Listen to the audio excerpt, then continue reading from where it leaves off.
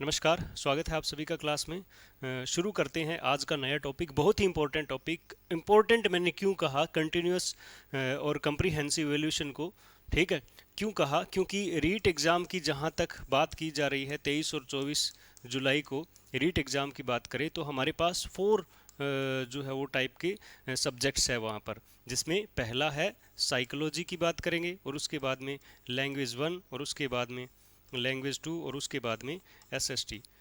यहाँ पर, ठीक है, ये जो है वो कंटिन्यूअस एंड कम्प्रीहेंसिव इवैल्यूएशन सभी लैंग्वेजेस में, सभी में बहुत ही इंपॉर्टेंट है। यहाँ पर मैं बिल्कुल आपको, हमारी लैंग्वेज इंग्लिश है इसलिए इंग्लिश में बता रहा हूँ, लेकिन ख्याल इस बात का रखा जाए कि हम इस टॉपिक को हर एक उस पार्ट में जो रीट लैंग्वेज से रिलेटेड है उसमें हम शामिल कर सकते हैं। यहाँ से बहुत सारी बातें हमें समझ में आने वाली है, तो आप इसको बहुत अच्छी तरीके से पढ़ेंगे। मैं यहाँ पर बात करता हूँ लैंग्वेज 1 में, यहाँ पर सीसीई नाम से जो है वो कंटिन्यूअस एंड कम्प्रीहेंसिव सतत एवं समग्र मूल्यांकन, ठीक है, ये इसके नाम से ही पूरा टॉपिक आया हुआ है। और यहाँ लैंग्वेज 2 में हम इसको इवैल्यूएशन में पढ़ेंगे, ठीक है। इवैल्यूएशन में इसको अच्छी तरीके से पढ़ेंगे। इवोल्यूशन में इसका शामिल, एवोल्यूशन है कि ये एवोल्यूशन का टाइप है, इसीलिए यहाँ पर ये हमारे लिए पढ़ना जरूरी हो जाता है। ध्यान रखें कि बहुत से क्लासरूम्स में इसको जो है वो ये मान के चलते हैं कि ये, अगर हम कहें कि इसको कम्प्लीटली लैंग्वेज 2 में करवाया जाता है, तो ऐसा बिल्कुल नहीं है। हमें सिर्फ साधारण बातें बताई जाती है, लेकिन अब हम इसको बहुत अच्छी तरीके से देखेंगे। सुनिए, पहले ये देखेंगे कि सीसीई है क्या, क्या बातें होती है सीसीई में, क्या चीज़ें शामिल होती है और क्या करना चाहिए। देखिए, होता क्या था कि बिफोर 2009 से अगर हम पहले की बात करें तो यहाँ पर जब एग्ज़ाम होते थे तो एग्ज़ाम में दो ही चीज़ें थी, एक तो हाफ ईयरली एग्ज़ाम और एक मेन एग्ज़ाम यानी फाइनल एग्ज़ाम, दो होते थे। इन दोनों में जब विद्यार्थी बैठते थे तो यहाँ पर जो स्कोर होता था वो बड़ी ही मुश्किल से, हम ये कहते हैं 60% तक बड़ी मुश्किल से पहुंचता था। इसका मतलब क्या है कि जो एवोल्यूशन की पद्धति थी वो कुछ इस तरह से थी कि सिर्फ दो ही जो है एग्ज़ाम होते थे और इन दोनों में ही जो स्कोर हमें करना होता था, और इसके माध्यम से हम यहाँ तक पहुँचते थे। अब हुआ क्या कि आर जो है वो 2009 के अंदर, सितंबर 2009 में लागू किया गया सीसीई। क्यों? ताकि विद्यार्थियों को इस प्रकार की जो ये दो एग्ज़ाम है इनमें स्टडी जो है वो, इन बर्डन जो है वो कम किया जाए। तो इसके दो उद्देश्य है। सीसीई को 2009 में लागू किया गया, उसके दो उद्देश्य है। पहला उद्देश्य हम ऐसे लिखेंगे, to make evaluation and integral part of teaching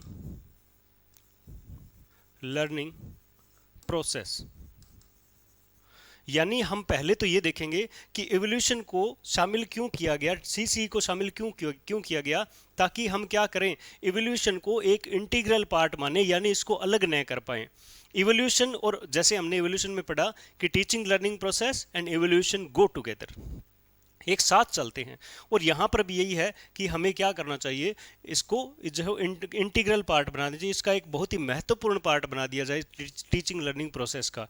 तो पहला उद्देश्य ये। दूसरा था, ठीक है, बर्डन कम करना, ठीक है, बोझ रहित शिक्षा जो है, बोझ रहित शिक्षा जो मैं इसे यहाँ पर लिख देता हूँ, ठीक है, बर्डन जो है वो, बर्डन कम करना विद्यार्थियों को, बोझ रहित शिक्षा।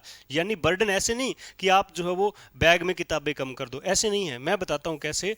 जब हम किसी एक एकेडमिक ईयर में शामिल होते हैं, जब एक एकेडमिक ईयर शुरू होता है, ये मान लीजिए पूरा एकेडमिक ईयर है, यहाँ पर 1 2 3 4 5 और 6, इस तरह से ये 6 पार्ट बना दिए, ठीक है। सपोज, ठीक है, ये मान लेंगे हम कि यहाँ पर ये मान लेंगे हम कि यहाँ पर हमें 12 पार्ट मिले हैं, ये 12 पार्ट ही हमने मानने हैं हमेशा ही। देखिए, तो यहाँ पर ये होता है पहला फॉर्मेटिव, फिर समेटिव, फिर यहाँ पर समेटिव लिख देता हूँ मैं, ठीक है, फिर फॉर्मेटिव और फिर समेटिव। ये देखिए, कुछ इस तरह की जो है वो पद्धति शुरू की गई थी। अब यहाँ पर मान लीजिए हमने 3 पार्ट पढ़े, ठीक है, 12 पार्ट में से 3 पढ़े, 3 यहाँ पर पढ़े, फिर यहाँ पर इन 3 का 6 का क्या हो गया, एक टेस्ट हो गया, इसे हाफ ईयर एग्जाम कहते हैं।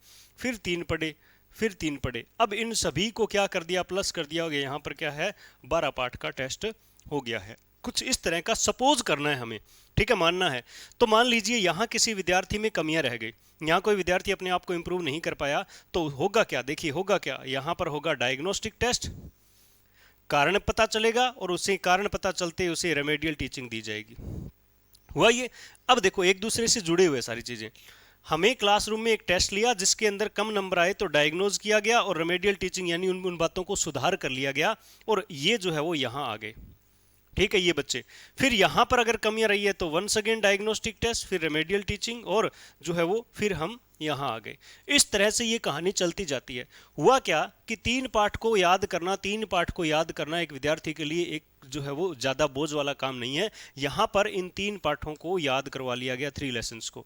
उसके बाद ये 3, अब जो है बार बार परीक्षाएं लेना और परीक्षाओं के माध्यम से, टेस्ट के माध्यम से विद्यार्थी को कम करवाया जा रहा है। यहाँ तक आते आते ये 6 पाठ जो अच्छी तरीके से लर्न हो जाएंगे विद्यार्थी के, यहाँ पर वो कम जो है वो बर्डन फील करेगा क्योंकि उसे बहुत सारा पढ़ा हुआ है और साथ साथ रेमेडियल टीचिंग में उनकी कमियों को दूर किया गया है, ठीक है। तो ये फॉर्मेटिव और समेटिव एग्जाम्स को के माध्यम से बोझ रहित शिक्षा यानी ज़्यादा बर्डन नहीं देते। फॉर्मेटिव जो होते हैं वो यूनिट होते हैं, यूनिट एग्जाम होते हैं जैसे, ठीक है, ये क्या होते हैं, यूनिट वाले टेस्ट होते हैं, यूनिट, या फिर हम कह सकते हैं अपनी भाषा में करें तो ये क्या होते हैं, छोटे टेस्ट होते हैं, छोटे टेस्ट होते हैं। समेटिव जो है ये 2 है वो एग्जाम की श्रेणी में आते हैं, एग्जामिनेशन की श्रेणी में आते हैं, हाफ ईयरली और फाइनल एग्जाम। अब देखिए सी टेट के अंदर एक क्वेश्चन आया, इस बात को ध्यान में रखेंगे कि ऐसा कौन सा एग्जाम है, एक लाइन थी बहुत ही अच्छी लगी मुझे कि एक लाइन थी कि ऐसा कौन सा एग्जाम है जिसके अंदर हम ये कहेंगे कि 6 महीने के बाद में लिया जाने वाला टेस्ट कौन सा होता है। तो ये देखिए हाफ ईयरली एग्जाम, ये मान ले 12 महीने में 6 महीने, तो ये ही उसका उत्तर था, ठीक है। कुछ ऐसे देखेंगे सीईसी को, 2 बातें ध्यान में रखेंगे। सीईसी को सितंबर 2009 में शामिल किया गया था एजुकेशन में, उससे पहले नहीं था, और इसका कारण उसके ऑब्जेक्टिव 2 है। पहला इंटीग्रल, 2 क्या बहुत सारे हैं, ठीक है, लेकिन हम मेनली 2 मानेंगे। पहला क्या मानेंगे हम, पहला मानेंगे कि शिक्षा व्यवस्था में एवोल्यूशन को इंटीग्रल पार्ट बना देना, और दूसरा बोझ रहित शिक्षा यानी कि जो है वो बर्डन कम करना विद्यार्थी का। देखिए हम कुछ एक क्वेश्चंस के माध्यम से इनको करेंगे। पहला क्वेश्चन पढ़िए आप इजी वे में इसको समझिए, ठीक है। देखिए कंटिन्यूस एंड कंप्रीहेंसिव एवोल्यूशन, सतत और समग्र मूल्यांकन, ध्यान रखें कंटिन्यूस पहले है कंप्रीहेंसिव बाद में है, मेनली एम्स एट प्रमोटिंग, किस चीज को प्रमोट करता है, competition among children, competition among teachers, academic excellence among children और इंक्लूसिव एजुकेशन, ठीक है। इन सभी बातों को पढ़ते हुए अगर हम, आप सोचिए इसके बारे में, तब तक मैं आपको कुछ बताता हूं, ठीक है, कि इन 4 ऑप्शन को जब हमने पढ़ा तो हमें एक बात पता लगी। क्या बात पता लगी कि हमने प्रीवियस, अगर आपने क्लासेस देखी है यूट्यूब पे तो आप इस बात को ध्यान में रखेंगे कि कंपटीशन वर्ड को हटाया गया है। इवोल्यूशन असेसमेंट के माध्यम से कंपटीशन वर्ड को हटाया गया, मतलब कंपटीशन हमें नहीं रखना चाहिए। हमने कहा था नॉट टू डू, है ना। डोंट्स जो देखे थे हमने, डूज एंड डोंट्स देखे, डोंट्स के अंदर था कंपटीशन और लेबलिंग, ऐसी चीजें हमें नहीं करनी विद्यार्थी के साथ। तो ये 2 शब्द क्या हो गए हमारे लिए, क्या हो गए, गलत शब्द हो गए, जो कि इवोल्यूशन का, सीसी का मेन पार्ट नहीं, इनको प्रमोट नहीं करेगा। इनको सीसी क्या कोई भी प्रमोट नहीं करेगा, ठीक है, कोई भी प्रमोट नहीं करेगा। तो ये 1 नंबर गलत हो गया और 2 नंबर हो गया। एकेडमिक एक्सीलेंस अमंग चिल्ड्रंस, ये हो सकता है, मान लीजिए ये हो सकता है, लेकिन आगे देखिए इंक्लूसिव एजुकेशन, यानी वो इंक्लूड करेगा, क्या इंक्लूड करेगा, बहुत सारी एक्टिविटीज को, किसको, बहुत सारी एक्टिविटीज को शामिल करता है एजुकेशन सिस्टम में। अब देखो एकेडमिक एक्सीलेंस, जरूरी नहीं है कि हर एक विद्यार्थी को एक्सीलेंट बनाए ही बनाए, ठीक है। एक्सीलेंट की जो है वो ये जो प्रॉपर एम नहीं है, वो क्या करेगा, विद्यार्थियों को लर्निंग ज़्यादा करवाने के लिए बर्डन कम करेगा बस। अब विद्यार्थी अपने जो है एजुकेशन जो ऑब्जेक्टिव होते हैं उनको प्राप्त कर ले। एक्सीलेंस की बात जो है वो यहाँ पर थोड़ी सी अनएप्रोप्रिएट लग रही है, लेकिन इंक्लूसिव एजुकेशन जो है वो सही उत्तर है, क्योंकि इंक्लूसिव का मतलब होता है मिलाना, शामिल करना, और शामिल किसको किया जाता है, बहुत सारी एक्टिविटीज़ को, यानी बाल केंद्रित शिक्षा के लिए एक्टिविटीज का होना जरूरी है, और इनको शामिल करके विद्यार्थी से वो एक्टिविटीज करवाई जाती है ताकि लर्निंग क्या हो, स्थायी हो जाए। तो इसका आंसर रहेगा इंक्लूसिव एजुकेशन। क्वेश्चन नंबर 2 पढ़े जरा। हाँ, दूसरे क्वेश्चन में है continuous and comprehensive evolution includes, किसको शामिल करता है। बहुत ही आसान है, इजी वे में, अभी मैंने आपको बताया ओनली फॉर्मेटिव। ओनली फॉर्मेटिव का मतलब है सिर्फ फॉर्मेटिव एग्जामिनेशन को शामिल करता है, ऐसा कुछ नहीं है। ओनली समेटिव भी नहीं है। बोथ सब फॉर्मेटिव एंड समेटिव असेसमेंट्स ठीक है, ये नाइदर वाला भी हो गया गलत, बहुत ही आसान क्वेश्चन है, ये 3 गलत हो गए, चौथा सही हो गया। हमने अभी देखा ना जो एक डब्बा बनाया था, है ना। तो both formative and summative assessment using wide variety of strategies. अब ये स्ट्रेटजीज क्या है, अब ये स्ट्रेटजीज क्या है, अलग अलग स्ट्रेटजीज, ये है ये activities.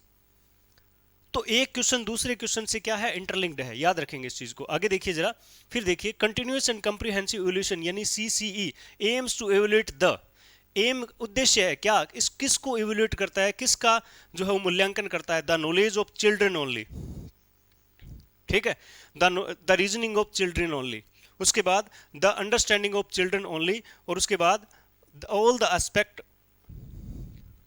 All aspects of development of a child, ठीक है। तो इसके अंदर अगर देखिए कि किसको इवेल्युएट करता है, सिर्फ विद्यार्थी के ज्ञान को, नॉलेज को, या फिर रीजनिंग को, तर्क शक्ति को, उसके बाद the understanding of children only. ये देखो ओनली शब्द है ना, ये नेगेटिव है, ओनली शब्द है ना, सिर्फ एक पक्ष को नहीं करता। ध्यान से सुनिए, इस क्वेश्चन से क्या समझेंगे कि ऑल एस्पेक्ट, ये ऑल एस्पेक्ट से रिलेटेड बात है कि विद्यार्थी को हमने इंप्रूव करना है, डेवलप करना है, तो सभी तरीके से करना है, न कि ओनली। तो जैसे ये ओनली शब्द आ जाते हैं ना, ये हमारे इस प्रोग्राम के लिए शब्द अप्रोप्रिएट नहीं है। तो इन ओनली शब्द को देखकर हमें ये तीनों काट देने चाहिए और क्या आ जाना चाहिए, all aspect of development of a child. एक लगातार टेस्ट की सीरीज से, ठीक है, formative formative summative formative formative summative, इन लगातार टेस्ट के माध्यम से all aspect of students learning या फिर all aspect of students personality को डेवलप किया जाता है, याद रखेंगे इस बात को। उसके बाद देखिए, which of the following is not included in emotional skills. अब देखो पहली बात देखिए, अब आपको पता है कि सीसीई जो है ना वो किस में है, एजुकेशन में शामिल किया गया है, किस में, एजुकेशन में। अब सीसी एजुकेशन में होते क्या है, टेस्ट होते हैं, टेस्ट होते हैं। अब टेस्ट में लिखा पढ़ी की बात होती है, पढ़ाई की बात होती है, यानी लर्निंग की बात होती है, लर्निंग की बात होती है। अब आप इस प्रश्न से एक बात सीखेंगे कि इमोशनल स्किल्स को भी इंप्रूव किया जाता है, यानी इमोशनली भी मैनेज किया जाता है विद्यार्थी को। यस, सीसी के माध्यम से न सिर्फ लर्निंग, है ना, इमोशनल स्किल्स पर भी फोकस किया जाता है। मैंने थोड़ी देर पहले आपको दिखाया था कि all aspect of students behaviour, तो ये बहुत इंपॉर्टेंट है। तो यहाँ पर इमोशनल स्किल्स के अंडर जो है वो कौन कौन सी इंक्लूड नहीं है। देखो, फियर इमोशन होता है क्या, बिल्कुल होता है। लर्निंग इमोशन होता है क्या, सोचिए। एम्पैथी सिंपैथी होता है क्या, गुस्सा होता है क्या इमोशन। अब यही देखना है इसके अंदर, which of the following is not included in emotional skills under CC, ठीक है, इमोशनल। अब आपने ये मत सोचो सीसी में कौन कौन सी स्किल, अरे भाई all the emotional skills, all the emotions are included, सभी प्रकार के इमोशंस इसमें शामिल है जिनको मैनेज किया जाता है। अब आपका कर्तव्य क्या बनता है, एक अगर आपकी तर्क शक्ति, अगर रीजनिंग अच्छी है, तो आप ये सोचिए कि इनमें लर्निंग जो है वो क्या है, एक इमोशन नहीं है, तो ये हमारा उत्तर आ जाएगा, ये शामिल नहीं है। इमोशनल, इमोशन है, इमोशन जो है वो लर्निंग बिल्कुल नहीं है। लर्निंग सीखना सिखाना अधिगम, ये इमोशन नहीं है। देखिए फियर, एम्पैथी, एंगर, ये क्या है, इमोशन है। तो सीसी के अंदर इस बात से, इस स्लाइड से ये ध्यान में रखेंगे कि हमें इमोशनली परफेक्ट भी बनाने की प्रयास जो किए जाते हैं, इमोशनल स्किल्स को भी डेवलप किया जाता है, याद रखेंगे। ध्यान से सुनिए, यहाँ पर क्या था, ऑल एस्पेक्ट, इसको सिद्ध करने के लिए इस क्वेश्चन में इमोशनल स्किल वाली बात जो है वो कर दी गई है। आगे देखिए, हाँ जी, ठीक है, which of the following statements, which of the following statement is not correct, ये नोट पढ़ लेना भाई ढंग से, not correct about continuous and comprehensive evolution. देखिए जरा, हमारा पहला है, it is a school based evolution, ये स्कूल बेस्ड इवोल्यूशन है, ठीक है, बढ़िया बात है, स्कूल बेस्ड इवोल्यूशन है, इसमें कोई दिक्कत नहीं है, स्कूल में इवोल्यूशन होता है। It accumulates burden on the teacher, teacher के बर्डन को जो है वो एडजस्ट करता है। It uses grade in place of marks, बढ़िया बात है, इंपॉर्टेंट लगा लीजिए इसको, ठीक है। फिर देखिए, it reduces stress among the learner, ठीक है। अब देखो, स्ट्रेस को कम करना, बर्डन को कम करना, इमोशनली परफेक्ट करना, ये तो है। ग्रेड्स ये हमने पढ़ा नहीं, स्कूल बेस, अब ये और ये तो है, ये तो हमें पता है। सीसी में ये हमने स्ट्रेस को डेवलप करना, स्ट्रेस को मैनेज करना, ये सिखाता है, यानी इमोशनली सिखाता है। और ये स्कूल बेस्ड इवोल्यूशन, ये भी हमने पढ़ा है। अब दो बातें आगे, तो बताइए आप, it uses grade in place of marks, यहां पर नंबर नहीं दिए जाते, ए प्लस, ये ग्रेड्स दी जाती है। एक तो ये कह रहा है, एक कहता है टीचर्स का बर्डन एडजस्ट करता है, तो टीचर से रिलेटेड कुछ नहीं करता सीसी। ध्यान से सुने, सीसीई में सिर्फ लर्नर पर फोकस है और किसी पे नहीं है, इसी माध्यम से आपको ध्यान रखना चाहिए। बी इसका उत्तर जो है वो होगा, यानी इट एक्युमुलेट्स बर्डन ऑन टीचर, ये इसके अंदर शामिल नहीं है, ये इससे रिलेटेड सही नहीं है। क्या क्या सही है? पहली बात, स्कूल बेस्ड इवोल्यूशन है। अब देखेंगे, स्कूल बेस्ड इवोल्यूशन अगर है तो इसके अंदर क्या क्या चीजें होगी? इसके अंदर स्कूल के अंदर स्कोलास्टिक और को स्कोलास्टिक दोनों तरह की एक्टिविटीज को शामिल, स्कूल से रिलेटेड यानी स्कूल से, और अन्य सह शैक्षिक क्रियाओं को भी इवेल्युएट किया जाता है। ध्यान से देखें, स्कोलास्टिक एंड को scholastic, continuous and comprehensive. Continuity किसकी है? इन दोनों के इवोल्यूशन की। ठीक है। कंप्रीहेंसिव क्या है? Total personality. दो बात ध्यान में रखेंगे, कंटिन्यूटी किसकी है? टेस्ट की, इवोल्यूशन की।